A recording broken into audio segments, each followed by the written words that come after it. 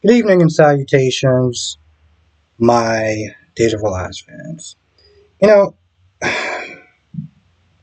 this episode, right off jump, felt like it was longer than it needed to be. I felt like they could have did this episode in 32 something minutes. I don't understand. There's certain parts in this episode where it's just there's a lot of exposition. Um, there's a scene in there with Doug and Julie. And I know people are going to sit there and say it was very heartwarming and this and that and the third. And trust me, watching Doug today was very heartbreaking, right? Very heartbreaking scene. Just knowing that this is his final episode. With that being said, there is this part where they're just pretty much expressing their love and their gratitude for being together for so long. And it's not a bad scene. I'm just wondering, did they just leave it in there because of the fact that it was his last episode, so they just put it in there? Because I know there's a lot of scenes, and there's something on YouTube where it's like I think it's called like it didn't make the cut or whatever, where they'll take out a scene because it wasn't really necessary, and I'm just wondering if this was one of those scenes. They had to get him caught up on everything. Nice plug, Julie, about Yellowstone, by the way. Kayla and Julie are talking about Abby and if she's alive and everything like that. And it's just one of those things where it's like, I get it. A lot of people don't watch all the episodes. They kind of need a bit of a refresher, reminder, and stuff. But it was just like, now, Jack and Chad eventually open the casket. There's no body, right? Rafe and Jada eventually get down there. Now, Rafe and Jada are sitting there thinking that somebody desecrated, robbed the grave or whatever, thinking that Clyde is just being sick and sadistic and everything. But you can tell this is giving Chad and Jack a bit of hope, right? Hell, even when Doug finds out about it, he's like, you know what, listen, given everything in Salem, it's not totally unfounded that Abby might still be alive. Um, there's one point in there, and I said this before, that after a while, Jada is going to start to get annoyed with Rafe and his constant sarcastic remarks. He says something offhand about, oh, well, maybe you ought to sit there and go back and ask your ex about this grave robbery or whatever. And it was just like, dude, seriously? And I'm surprised she didn't actually just go off on him right then and there. But she does sit there and say, I'm going back. I need to sit there and find out what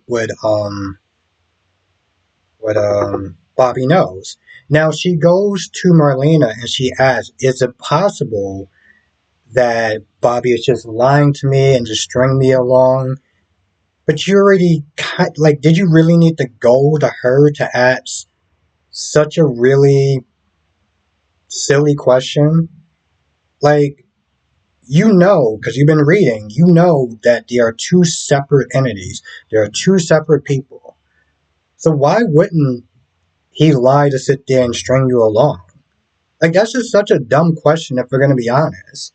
And this is exactly what I'm talking about. Like, there's scenes like that in this episode where it's just like, you came over there to sit there and ask her or her expert opinion if the person that she's talking to could possibly lie. The question is that. Now, Leo is hooking up with this guy and he just stops. He's like, you know what, something's not feeling right. I don't know what it is, but it's just, I can't do it. And eventually the guy understands. He's understanding. I mean, yeah, it sucks. Um, he feels kind of rejected or whatever, but he's trying not to sit there and be harsh on Leo. And Leo goes to Marlena, they talk, and long story short, it just comes down to him still missing and protecting himself from being hurt again like he did with Dimitri. Now, I do feel that the way that he broke out with him in a letter, like he got out and then he just met somebody else, and it just, they could have handled that a lot better than they did.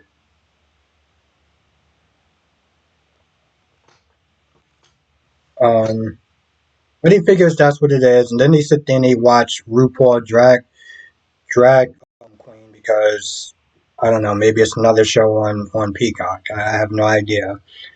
Uh, Now Connie comes in, talks to Bobby, and starts poking and prodding. And long story short, she's like, "I know you've been talking to the cops about because Bobby plays coy when he's like, so do you know anything about Lee Shin's murder? This, that, and the third."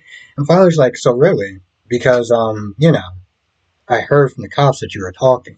And then you find out that she eavesdropped on Jada and Rafe's conversation. And I'm like, how unprofessional where anybody could just walk past and hear details about, oh, the witness, or somebody is a potential witness is Bobby. Like, that is like any criminal could have did that and just took his ass out and be like, oh, you know what? They don't got a case. Because they were so sloppy to actually have a conversation at a point where anybody could just walk past and eavesdrop.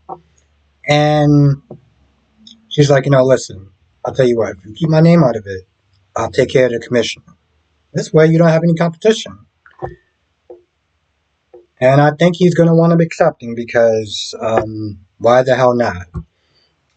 Um, then Jack and Chad go back to, I think, the pub or whatever and starts looking at the footage again. Now, let's just sit there and see if there's anything else that I missed. Yeah, I think that's about it. I think that's about it. Most likely tonight, I'm not gonna actually end up doing a live stream. I'm just gonna sit there and rest because, well, I gotta wake up way early in the morning. There's a good chance I'm not going to. If I do, I will sit there and post in the community tab. But tonight, most likely, I'm not gonna sit there and do a live stream. But tomorrow, I'm gonna sit there and be back doing a live stream. You know what time it's gonna be. But I figure I'll just tell this now. Um, in case I don't know, some people don't read the community tab. If I missed anything, write it in the comment section below. I want to thank you for watching, and I'll see you in the next video.